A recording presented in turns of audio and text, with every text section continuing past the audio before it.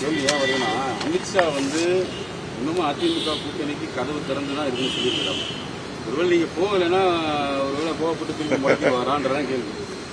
அதான் நேரடியாக கேட்க சுற்றி கேட்கிறாப்ப. ஒன்னும் சுத்தியும் கேட்க வேணாம், நேரம் கேட்க வேணாம். ஏன்னா ரொம்ப தெளிவா பொண்ணு மாப்பிள்ளை வேண்டாம்னு ஓடிட்டு இருக்கீங்க. அவரு கட்டினா உங்களை தான் கட்டுவேன்னு கேட்கிறாப்ப. தலைவரே, தெளிவா சொல்றேன்.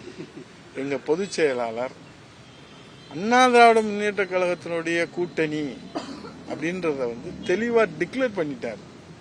பாரதிய ஜனதா கட்சியோடு இந்த நாடாளுமன்ற தேர்தலிலே கூட்டணி கிடையாது.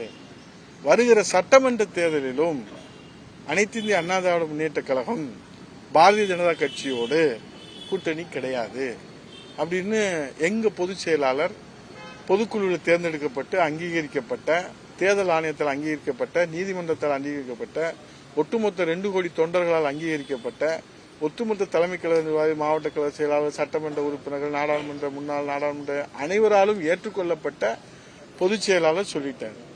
இதுக்கு மேல என்ன உங்களுக்கு சந்தேகம்? தெளிவா சொல்லிட்டாங்க.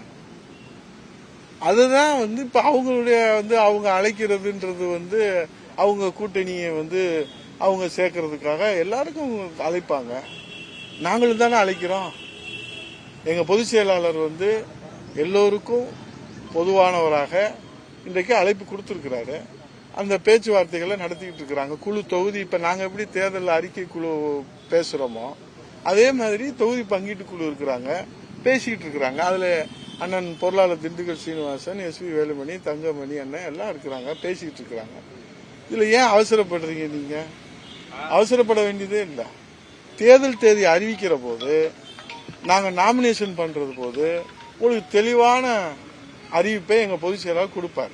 எங்க பொதுச் செயலாளர் எடுத்த முடிவு தாங்க இறுதியான முடிவு. அதனால அவங்க எங்களை அழைக்கிறது அவங்க அண்ணா திராவிட முன்னேற்ற கழகத்துடைய வலிமையை, அண்ணா திராவிட முன்னேற்ற கழகத்துடைய மக்கள் செல்வாக்கை தெரிந்த தலைவர்கள், டெல்லியில இருக்கிற தலைவர்கள், அதனாலதான் அழைப்பு கொடுக்கறாங்க. செய்திகளை உடனுக்குடனும் துல்லியமாகவும் தெரிந்து கொள்ள சப்ஸ்கிரைப் பண்ணுங்க.